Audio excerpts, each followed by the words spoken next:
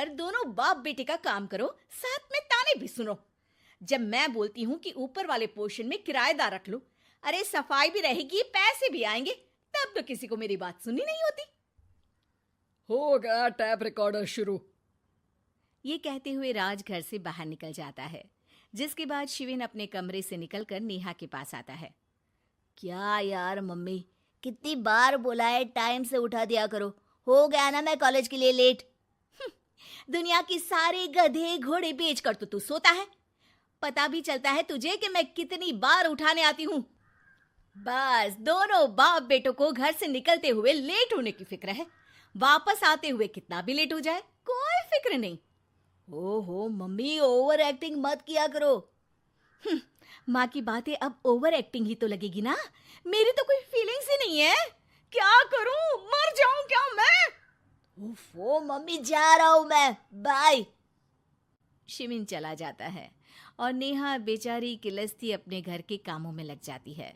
इसी तरह चलती है नेहा की जिंदगी, जिसमें उसके ज्यादा बोलने वाली आदत की वजह से उसका पति और बेटा उसकी फीलिंग्स की कदर किए बिना हमेशा उससे दूर भागते रहते हैं। पूरा दिन घर में अकेले रहो और जब पति या बेटे से बात करने जाओ तो उनके नखरे अलग। अब मुझे ही कोई अच्छा किराएदार ढूंढना पड़ेगा। इसी के साथ नेहा किराएदार की खोज शुरू कर देती है, जिसके कुछ महीनों बाद दूसरे शहर से यहाँ पढ़ने के लिए आई निम्मी घर ढूंढते हुए नेहा के पास आती है और वो उसे किराए पर रख लेती है। अगली सुबह हमेशा की तरह राज और शिविन अपनी जल्दी में होते हैं कि निम्मी वहां आ जाती है। दीदी, थोड़ी चीनी मिलेगी, वो कल ना राशन लाने का समय ही नहीं मिला।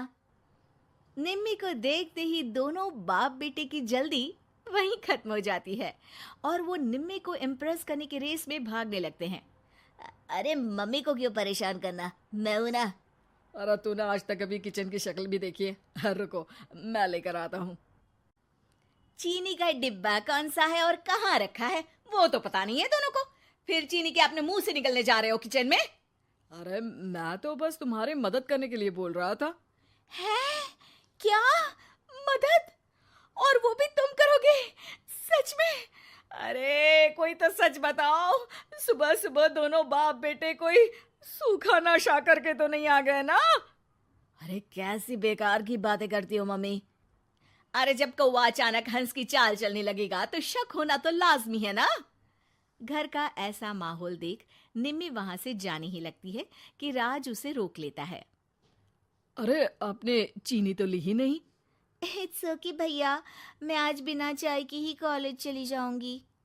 जहां एक तरफ भैया सुन राज का दिल टूट जाता है, वहीं कॉलेज सुन शिविन खुश हो जाता है। वैसे आप कौन से कॉलेज में हो? इस पर निम्मी जवाब देने ही वाली होती है, लेकिन नेहा टोकते हुए बीच में बोल पड़ती है। अब दोनों को देर नहीं हो रही। हद है इनसे भी, कहीं बात बनने ही नहीं देंगे मेरी तो। अरे जा रहे, अब यहाँ बचाई क्या है?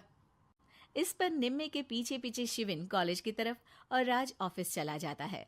इसी तरह दिन बीतने लगते हैं, जिसमें अब सुबह जल्दी जाना और शाम लेट आने का सिलसिला सुबह लेट जाना और शाम जल्दी आने में बदल जाता है। एक शाम वो दोनों समय से पहले ही घर वापस आ जाते हैं, जिन्हें देख नेहा हैरान रह जाती है। हाय मेरे रब्बा, अरे पहले घर जल्दी आना शुरू कर दिया और आज तो उससे भी जल्दी। कहीं मैं कोई सपना तो नहीं देख रही? मतलब अब क्या हम अपने घर भी जल्दी वापस नहीं आ सकते? अरे घर तो कितने सालों से तुम्हारा ही है, पर लगता है कि अपना ही है, इस बात का एहसास अब हुआ है। वो सब ठीक है मम्मी, निम्मी कहाँ है, जरा उसे बर्थडे विश तो कर दूं। अरे वाह रे, आज तक तो अपनी माँ का बर्थडे तुझे याद नहीं रहा, उसका बहुत याद है। वो तो मुझे पापा ने याद दिलाया है। हैं? अरे क्या बोल रहे हो तुम, झूठे? नहीं बेबी, देखो मुझे तो तुम्हारा बर्थडे भी याद नहीं रहता, तो उसका कहाँ से याद रहेगा मुझे? तौबा, मैंने तो किराएदार रखकर अपने ही पैर पर कुल्हाड़ी मार ली। बेटा तो बेटा, यहाँ तो बाप भी किसी से कम नहीं है। इतनी देर में निम्मी भी घर वापस आ जाती है, जिसे देखते ही शिविन हैप्पी बर्थडे गीत गाता हुआ उसके पास चला जाता है। हैप्पी बर्थडे निम्मी। बताओ आज क्या चाहिए तुम्हें? हाँ हाँ, मांग लो ना इसकी जान। अरे नहीं नहीं, मुझे कुछ नहीं चाहिए, बल्कि मैं तो आज आप लोगों को कुछ देने आई हूँ। क्या क्या देने आई हो?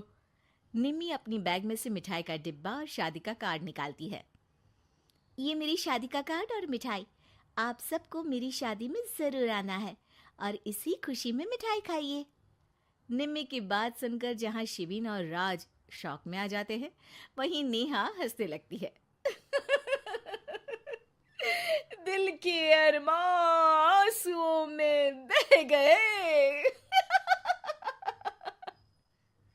नेहा की बात से कंफ्यूज्ड निम्मी उससे इसकी वजह पूछती है, जिस पर नेहा अपने पति और बेटे की सारी करामातें उसे बताती है। आई कांट बिलीव, आपको मैंने भैया बोला, और शिविन तुम्हें तो मैं हमेशा छोटे भाई की तरह समझती हूँ। लेकिन कहते हैं ना, man will be always man. लेकिन आज से ये विमेन सेम नहीं रहेगी इनके लिए। फिर क्या, बाप बेटे आगे आगे और नेहा झाड़ू लेकर उनके पीछे पीछे।